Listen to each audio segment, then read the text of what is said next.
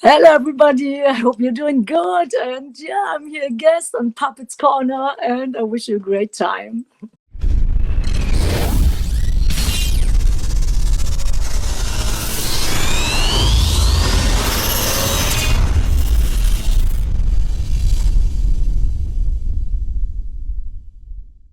What's going on, everyone? Welcome to a new episode of Poppitt's Corner, and I'm thoroughly excited to start off this particular episode with bringing on the alumni on the show, Mr. Erik Kluiber, formerly of a bunch of killer bands, which I gotta rock this one today. So you know, um, so yeah, with the Iron Knots, but you are currently. And congratulations again. I haven't talked to you since you know, getting into the project one whatnot. But you're now the new guitar player of Society One. So congratulations, Erik. Thanks, Tanner. Appreciate it. Yeah, I'm the new guy. And of course, Mr. Shannon Fry is joining. Shannon, thank you very much for coming on the show, and we all get to talk some shop. So let's just dig right into it, man. You guys ready? All Yeah. right.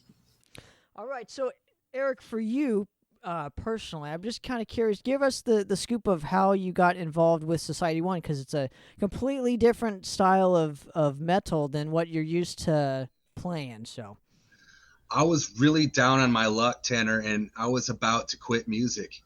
I was not in a band again, and I was just wondering if there was any future in music for me at all, or if the writing was on the wall and I should just quit. And I was going pretty heavy. I was leaving Las Vegas style Nicolas Cage, drinking heavy. It's like when I wasn't working, I'd just be drinking. And that's just how I was handling it, and just pondering, during that time. And my girlfriend said, "Are you aware of Society One?" I said, "Yes, I am aware of Society One. And I have been aware of them for a long time. And they're looking for a guitar player," she tells me. "They're going on a good tour. You should check it out." I was so down in the dumps, like I kind of had to be talked into even considering thinking about it, But I wasn't that fucked up, so I thought about it. And she even went out and said, "Are you still looking for someone?" Because they're going out on tour. I think they even mentioned that they were going out with Static X, Fear Factory, and Dope, I think, which is a huge fucking tour. I mean, I can't even believe that it was still an opportunity. And I was like, you know what? If they're looking for somebody, I should really go for this. And if I'm going to go for this, I got to do it right and go hard. And sure enough, another fortunate thing was that they responded back, "Yes, we're looking for someone. It's still open." Because I figured it was this old post, this is old news, and the slot had probably been filled months ago, and I'd missed it. So anyway, I knew that if you're gonna do it, any opportunity in LA, you got to go right then and there. So I was like, as soon I was actually on vacation, all this it was like tragedy struck right before I had this vacation planned with my folks and stuff like that. So it was like two combining forces. Like I'm at a lake house, like with my folks and stuff, and it's all like family and stuff like that. And I'm down in the dumps, like pondering my future and basically giving up, it's like, this is just not going to happen. And then, so we got back, and I immediately just like figured out what they needed for the audition and learned it note for note, without asking for too much. Like, I wanted to show that, okay, I see what you're looking for, learn these songs, and then submit a video audition. And I didn't want to just do it in my apartment, which you see right here, because it's just it just didn't have the right vibe for what they were playing, and also I got to say, I had to consider it and like take the music in and let it grow on me and see if like how I felt about it. I was like, this is cool, man. Like I should fucking do this, not just because it's here, but all the planets aligned. And so I learned the stuff. I rented a room at Amp Rehearsal up in North Hollywood, nothing special, but it just looked better. And then what was funny is I asked my girlfriend to come along, and just because she kind of likes the whole fucking scene and shit. She used to like interview bands. Like some people would find that annoying. Like, no, I'm not going to come up with you and watch you make an audition video. Like that sounds like a chore. That sounds terrible. But she was excited to do it. Actually, she just thought the whole thing was cool, you know. And like I said, she was just like, wake up, you know, just kind of like throwing water on my face, essentially, you know. Like I can't express like how important, without her like really encouraging me even to just pull my head up, I completely would have just not even noticed this. Or it took like, dude, wake up, get out of your funk, you know. Because I was just a beaten fucking dead dog, dude, just laying in the gutter, just like I'm done, you know, take me away. Fucking pathetic. But anyway, that's how I was. It's like what's it called? The Warrior, that wrestling movie. Is that what it was? With Mickey Rourke and dude, my fucking neighbor has a problem with me talking. She can just fuck right up. That's a whole other fucking thing. But anyway, that's probably why you couldn't do the audition there. Oh, that would have never happened, right? So anyway, what was I telling you? I got a little bit of, dude, I can't believe this. But anyway, that's a whole nother set of circumstances. Well, like, so, okay, anyway, so I did the audition. This is what led me to do it. And she was there. It's fortunate because I forgot my tripod, like this little piece that like adds to the camera, connects it to, so she was my tripod and held it there. I did the fucking video audition, and it looked pretty good and it sounded great. And then they called me the next day, and then from there I did a live audition. But that's what led me on the path. Kind of a long story.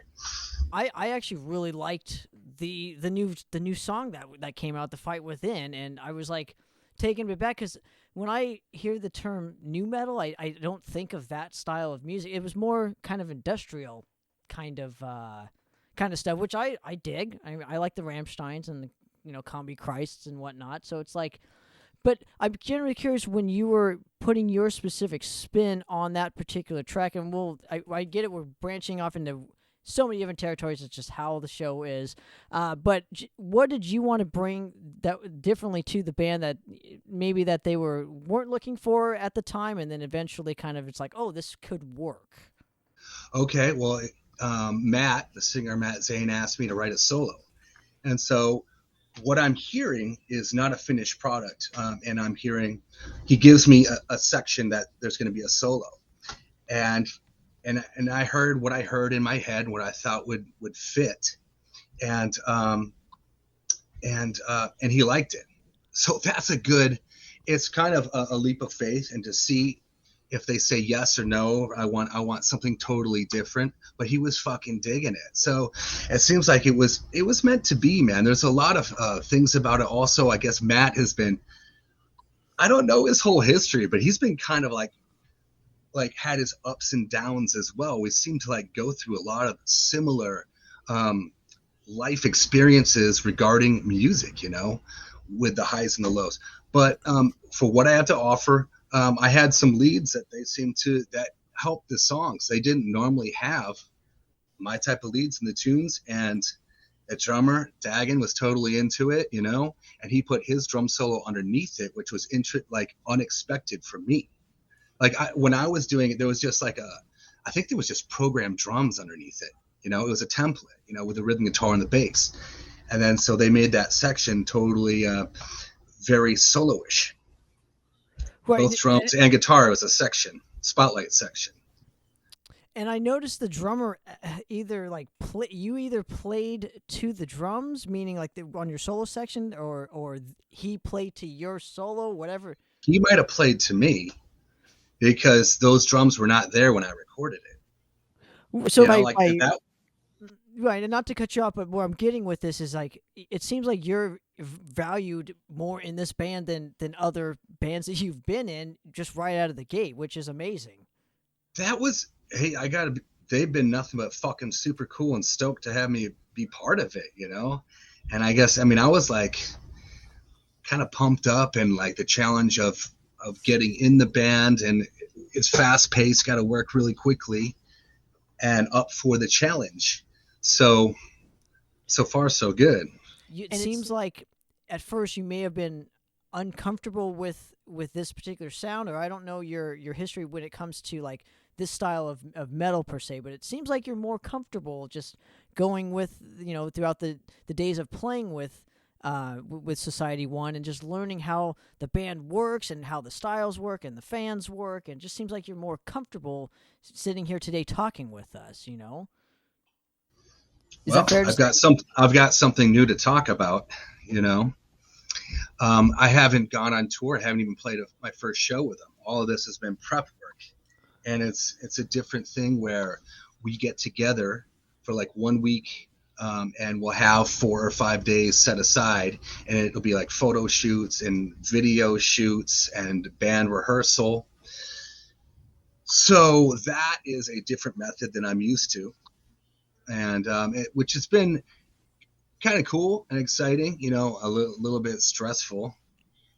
And you just got to be able to hold your end of the bargain up, And so the first show is going to be on the 22nd on Wednesday. And Wednesday, sorry, February 22nd, if I missed that. Go ahead. Right. We'll get to all the dates and when I'm just generally curious. So with all of your with all your experience in music in general, did it prep you to this moment? Did you learn on kind of like what to do and what not to do, and then get to this now new level? This is a whole new level in terms of like the band is now they've been around a long time. They've several records. You're going on this massive tour, and hopefully more massive tours will follow. But is this the first time in your specific career where it's like, yeah, you know what work to put in to get to this level of a band? Well, I've been in this situation many times. I've been in a lot of good bands, and then the bands, those situations fell apart for all kinds of different reasons. So I know how to learn a band's material, and show up for an audition and kill it. So I don't know if it was that different. But then again, having done this so many times, I knew what to do. That's for sure. Just show up to know my shit, to get right to it. To submit that video audition, which I took like 20 minutes to fucking talk about. Sorry. And right out of the gate though, you guys have a new song, a new video, hopefully an album to follow. I don't know where any new material as far as that end goes. Yeah, I don't know everything either, because I wrote and demoed one solo. He's like, that's really cool. Can you do 2 more? So I'm like, all right, that's a good sign that they like what I'm doing. So I did that. And those songs have not been mixed. Like, I don't hear the songs until they're done. And so we got a new song coming out, God to You. That'll be next week on the 18th.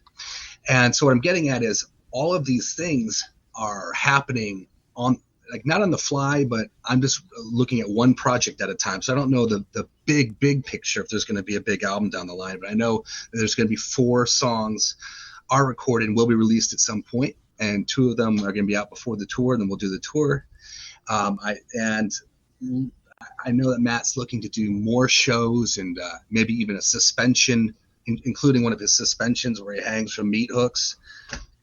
And they're going to be filming it. They're going to be filming this movie the entire time. They've already filmed some of it, which is like from their previous adventures on the road, and then like interviews with people now, and then the tour will work in with it. So there's some pretty exciting things in the pipeline, and don't know the exact like planning of it, which is kind of exciting, And when you initially were auditioning for Society One, did they tell you kind of what they were looking for in a player, or again, because you're a seasoned vet when it comes to to just being professional, did they mention any of this? Or were you just kind of they had this casting call and with all kinds of different people, and I was curious, you know, how many people came out, and you definitely get a lot of people who don't have their shit together, that have unrealistic expectations of what this is at all.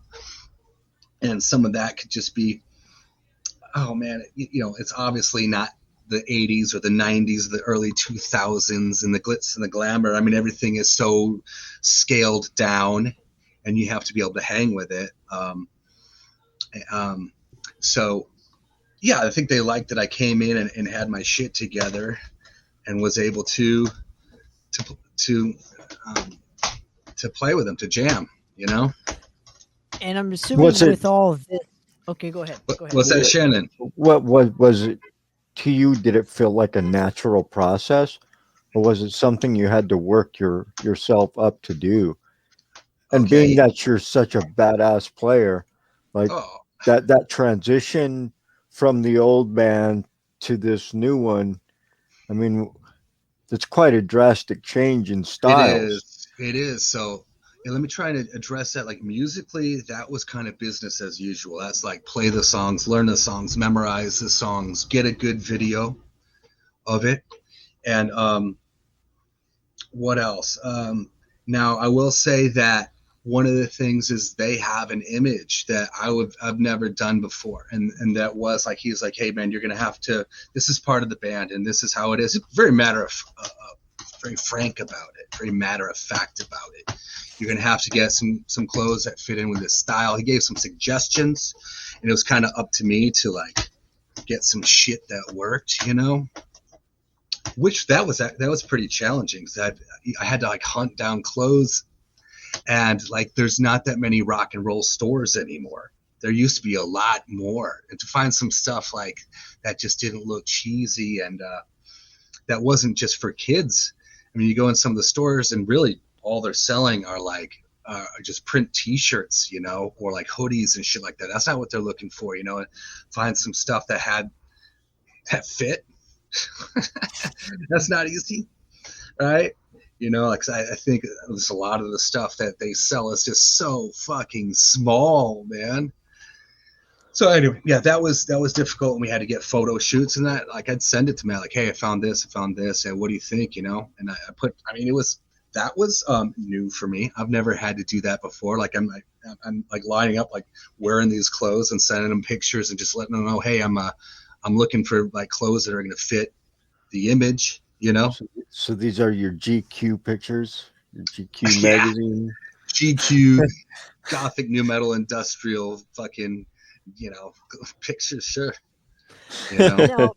Now, going off of Shannon's point though, with the new clothes, I'm assuming you had to get all new equipment, all new amps and pedals and things of that nature to fit in with the sound too, or were they providing you with the sound for like a big giant tour like this? Okay. So it was interesting because, like, man, I've had a rig for so long. It's the greatest rig, this Marshall rig, but it became unreliable over the last year, and I tried to get it fixed, and it would break down again. I'm still going to take it to a different tech because it's like such a good sounding amp. But anyway, all my gear was really beat up, and I had to get a wireless unit, which and get one that didn't suck. A lot of those wireless units will drop out, and so yeah, that was the thing. And to get it all to work, it's still like an organic band, meaning like drums, guitar, bass, singing, you know, and they use like samples, and the drummer plays to a click. But as far as like what I'm doing, I didn't have to, like, I do actually have a Line 6 Helix, which I was looking into, but like I wasn't just feeling it, and but I think you use something, you use a Kemper Tanner, like a Kemper or a Line 6 or something along those lines, and it's something I wouldn't mind looking into in the future.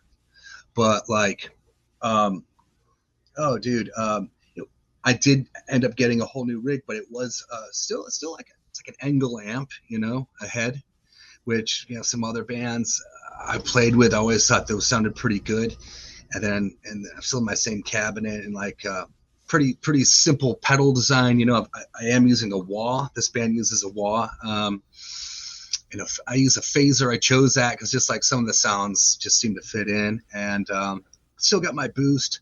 It's a pretty simple thing, but I did have to I had to get a 7-string guitar because that song, The Fight Within, is 7-string. I had to learn how to play 7-string guitar too. Okay, so you're learning.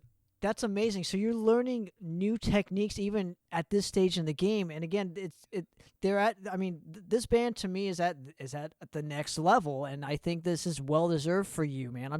I'm super happy for you. I just can't express it any other way than that. Like, I'm stoked to get a chance to support you and see you take that next level and just kick ass for metal's sake. And I regarding the equipment aspect, it's like, I'm generally curious if they gave you like the tones that they would use on the albums for the shows, or is it just like, hey, you get a rig that would kind of match what we're going for? I'm It wasn't too much guidance, but I do feel like if what I had wasn't working or sounded like shit, they wouldn't have a problem with letting me know. So I went through and I got, the Angle amps. It's great. It sounds heavy. It sounds solid. I do like playing in a one guitar band because it's always such a fucking problem mixing two guitars. So that's very cool. It's a cool, God, has every band I've been in that was serious been a 2-guitar band? I think it has. So when I was playing in Scattered Hamlet, which was like when you and I did my discography or whatever, you might have asked me questions. I was like a filling guitar player for Scattered Hamlet, and that was one guitar. But I was a filling guitar player. So I do like playing in a one guitar player band because the mix seems to just be a lot more simple. Well, not only that, but and by the way, I think Ironaut was a one guitar player band. But I was playing bass. You're playing bass. But I think you as a player probably have more control of the sound as a one guitar player band per se. And how do you fill in the sound knowing that you've played in so many 2-guitar player bands? How do you round out the sound for a band of this at this level now? Yeah, it sounds thick, and I will say that we do rehearsals that the rehearsal rooms themselves are somewhat leave a lot to be desired, and we're kind of preparing for that because being an opening band on this tour, we're not gonna even get a sound check most of the nights, so we kind of prepare ourselves for the worst. And rather than getting comfortable with dialing in a perfect sound, which I do love to just jam in a lockout when the sound is actually good and you can hear everything and everyone, that's awesome. But we kind of challenge ourselves that way to kind of prepare for things that are not going to be ideal. And it's more like, let's get a live sound that we know is good on our end. So if the sound guy is working it, then it should be good in the front of house. Of course, you know how that is not always guaranteed, but that's rock and roll, right? The sound on stage for the musician is not guaranteed, and neither is it for the audience, but you just do your best to have it on a pro level. And to be, one of the things about it is getting this new gear is I had to set it up, tear it up, set it up and tear it down fast. That's part of the practice as well, right? And can we venture into the writing aspect for this band? Are you comfortable talking about with what you contribute writing wise, or has that not been established yet with Society One? Just 3 solos. I came in, and we had to quickly do an announcement. Hey, we got a new guitar player. It's going to be, once they determined it was me, that was cool. I was stage 1, and they were going to do a photo shoot. We got a new guitar player. It's this guy. Maybe you know him, maybe you don't, but he's the dude. And then actually at the same time, then hey, this is one of our songs. I want to go in and record these tunes, throw it down to solo, and then I ended up recording 3 solos, but that's it. And so I don't even know for the other songs. I haven't heard the vocals. I don't know what they're called. Maybe they had working titles at one point. So that's it. That's very different for me. It is. It's a little bit of a surprise. It's a surprise when it comes out because I don't know how it's going to could be chopped up and rearranged and remixed. Like I said, The Fight Within, when I laid that solo down, it was, I think, just a drum beat just like that, just like a driving drum beat, and it ended up being, a drum solo underneath, and then the rhythm guitar was all gone. I was like, whoa, that's completely different. Yeah. that's it for now. And then in the future, we'll see, man. Like I love being creative and being a part of it, you know. Right now I'm just like catching up, and you know, there was like getting all my end together, and now it's rehearsing with the band. And actually, after I get done talking with you, I'm actually going to run through this set on my own. There's a lot of that, you know. I'm just trying to get through this tour, and then after that, after this tour, I would love to see more performances and get an opportunity to be part of the creative process, whether that's just submitting riffs or I don't exactly know. And that's also, it's kind of cool, man. It's like part of like this whole experience is just like, I can't believe I'm still in a band. It's actually awesome, you know, but just keeping my head above water and just like, wow, where are we now? Like, oh wow, I'm on the road again. This is fucking great, you know? I think you leveled up tremendously. Maybe you haven't thought of it that way, but to me, it's like it's like I said, I'm really excited. I'm really happy for you, because just knowing how much work you fucking have put in to it's like a music never-ending. in general. Well, yeah, but I'm just saying, it's like, you know, it's well deserved. I don't think anybody's gonna argue that point. You know, maybe Shannon, he might argue with me. Fuck you. So, but are they going to allow you to do your Yngwie Malmsteen kicks? I bet they'd love that. I'd have to start doing some stretching, man. Yngwie is the king.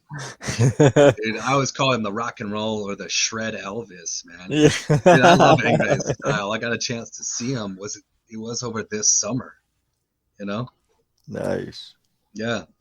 So, going off of the tour, has the prep been different this time around than all the other times? Is there a different aspect, a different element that you now have to focus more on compared to the other tours that you've done? Yeah. So we have just been going over this set, and when we get together, we practice there's multiple times of just running the set until you physically run out of energy. And there's like a little bit of stage moves and stuff like that was never really worked on before in my previous acts like that, you know, just trying to like really condense I think Matt was explaining it, an arena rock show within just like a 30-minute opening set, you know, just trying to provide the most bang for the buck that you can, you know. It's super condensed. And so that's different, you know, but it is, what I do want to stress is that what's also actually very cool is there's a lot of just organic. This is an organic rock band in multiple levels, even though they play this like industrial style of music that has the click track and these samples and things like that. It still has like real guitar, bass, drums, vocals. So it's a good like cyborg relationship, perhaps. Well, talk a little bit about the tour, and let's help promote what you got coming up. So go for it. It starts, I believe, in February 22nd. You're doing a couple shows and then hitting the road kind of soon after that. So explain the whole tour for people. Yeah, so it is the Rise of the Machines tour, and Static X, Fear Factory, and Dope, and Us Society One opening the show. And then on quite a few of the shows, I believe Mushroom Head is going to be on it too. So that's just going to be jam-packed. And we'll open the shows for those as well, you know.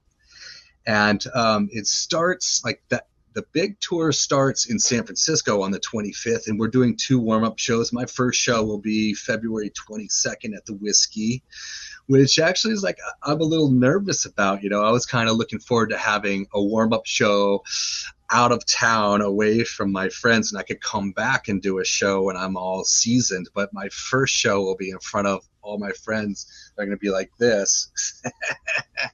And obviously other people too. But you know what I'm saying? Like, that'll be, kind of just thrown into the fire. And we'll do that. And then we'll play. I'm glad that we get another warm-up show. These are all great clubs in Fresno, which is on its way on the 24th. The tour actually starts on the 25th in San Francisco. It'll work itself up the West Coast and actually get up to Vancouver. That show is sold out. I played the Rickshaw Theater in my first big tour ever when I was in White Wizard, and we were opening for Corpaclani and Tyr. And and then Gypsy Hawks played the Rickshaw Theater too. That's a interesting part of Vancouver, man. It's in Chinatown, and the theater itself is great, man. But yeah, it's like it's literally heroin zombies everywhere around there. And it's like The Walking Dead, and they're all just like in this haze, and it's surreal. You got to see it to believe it. But anyway, okay, so like up there, and then back down the West Coast, and then scoot over kind of Arizona, like Albuquerque, Texas. Like probably do like there's quite a few shows in Texas, just like every tour, because you got to get through it. But what I'm looking forward to is getting over to the East Coast, because I just don't get to be there much. We're actually going to play like Florida, Atlanta, I think North Carolina, wind itself up to Philadelphia, and that'll be our last show. I wish we could go more, because the next show is like in New York City, and I've got some friends that haven't seen me since, I believe, the White Wizard days or forever ago, and they're like, oh man, so our last show is going to be March 18th in Philadelphia, and that'll be this run. Have there been talks about taking this kind of tour package either to Europe or other parts of the world, or is it just focused on the States right now? Right now in Canada, our portion is what I just told you, and then the Static X Fear Factory Dope Tour, the Rise of the Machines, will continue. And that happens quite a bit, where it's not always, and especially for the opening bands, we are the opening bands, those will come off like for the legs of the tour, right? And we'd be like the first leg, and I don't know how many there are. If there's just 2, there could be 3. And but I would love for this to somehow get over to Europe. That'd be fantastic, man. But so one step at a time, like this is all right. Work up into this, and kind of like a lot of like pretty cool, pretty good promotion of getting people, hey, Society 1 is back, and we're going on this great tour, and here's a new song to get you pumped up, and another new song is going to drop next week on the 18th, and then the week after that, then the tour happens. So, and then they're filming this movie that they're also doing, so like they've been talking about that as well. Like there's some clips of it on YouTube. Dude, so you're a fucking busy man with this project right out of the gate. It's like you like literally just, I mean, God, what is it? What hit the ground running? It's literally just, and it's interesting. Kind of unheard of. It's super unheard of. But it's interesting that it literally came out at a time when you were the most down, and now you're like the opposite. It's just fucking weird how that works. And like I said, I'm really happy to hear this. Thanks, stuff. Man. It's kind of storybookish, It's almost cheesy how it worked out, But that being said, I can't it's all been prep, like the tour, the shows, the real work's about to start. Now gotta go to battle, Well, for sure, for Shannon and myself, I'm sure he's got more questions. So I'll let I'll give it the ball to him. Man. But speaking for the both of us, I can thoroughly say, like keep going. We are excited for you. We can't wait to support you even further, and not even have to worry about everything that happened in the past. Now it's like this new fucking killer thing, dude. So anyway, Shannon, go ahead. Yeah. That's all I wanted to say. Yeah. Go ahead, Shannon. Well, when you're talking about how you're at your lowest point to now on the other side of that bridge, since I've been there quite a few times, man, that's quite an obstacle. Was that hard for you to overcome? I mean, how long of a process was that between bands? 2 weeks, which is unheard of. Like I thought it was going to be 2 years or forever, because everything went to shit for me, and I was just like, you got to be fucking kidding me, here I am, and I was just I was pissed, I was just bummed out, I was just depressed. I was like, what's the world trying to tell me?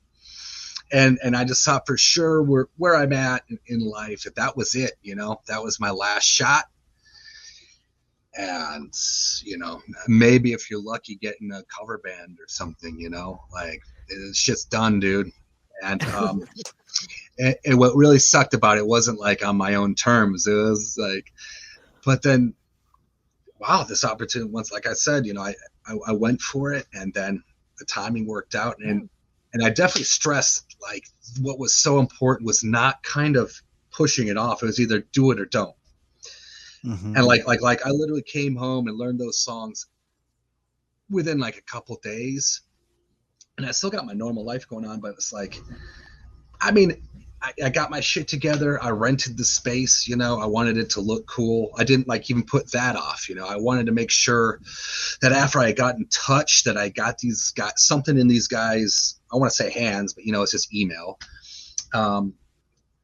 as soon as possible. So I kind of could show them that I was fucking serious about it, because how many people reach out and then you never hear, or you forget about them. They don't know me, by the way. This is all new people to me. Mm-hmm. I didn't have any friends in this camp, so I was able to. It was important to me to show that I was serious, and then he called me back, and then I did a live audition with just a different drummer at the time, actually, man. And but he wanted to do it live, and then I got the gig because they are also like needing to move, Again, everybody out there listening on how to be a professional, you listen to this man. So, Erik, I want to seriously thank you so much for coming on the show and hanging with us, and all the best to the new project that you're in, and hopefully we can again do this more and more and more, and just keep supporting you, man. But where can people again? Tell us all about tell us when the tour starts. Give us all that spiel again, and where people can support Society One and you specifically. Okay, well, the tour starts on the 25th to March 18th. It's the Rise of the Machines tour. Society One, that's who I'm playing guitar for, and we're opening for Static X, Fear Factory, Dope, Mushroom Head on like half the shows, or quite a few of the shows. Look for that. We got some warm-up dates. Come on out to the Whiskey on a Wednesday, February 22nd. See my first show with them. If you live in Fresno, we're playing Thursday. We're playing Friday, the 24th of February. That's like, I mean, these days, it's like 2 weeks away. Yeah. Getting a hold of the band, Society One on TikTok, Society One on Instagram, Society One on Facebook. Those are the main ones.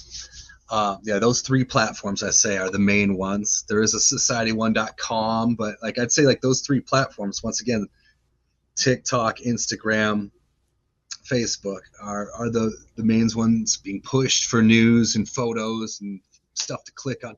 The YouTube page, Society One YouTube page, and it's the number one, Society number one. Me personally, I'm Erik Kluiber, Erik with a K. Hopefully my name's somewhere on this. Podcast interview. You can find me on Facebook. Honestly, is the easiest way to just, my profile's not hidden or anything. I do Instagram, but not as much. So like if you message me there, I might not see it for like a couple weeks. I keep it simple. I mean, yeah, I'd keep it like that, and that's how to get a hold of me. I love it. Well, Erik, like I said, I always appreciate a moment of your time and appreciate you coming on, hanging with us. And of course, Mr. Congratulations on that gig too. Congratulations. Thanks, and hope the tour kicks ass for you. And Thanks, yeah, guys. man. Absolutely. And we're excited and can't wait to support you even further. But yes, congratulations, Mr. Erik Kluiber. You deserve it. And for another episode of Poppitt's Corner, guys, we're out of here. Cheers.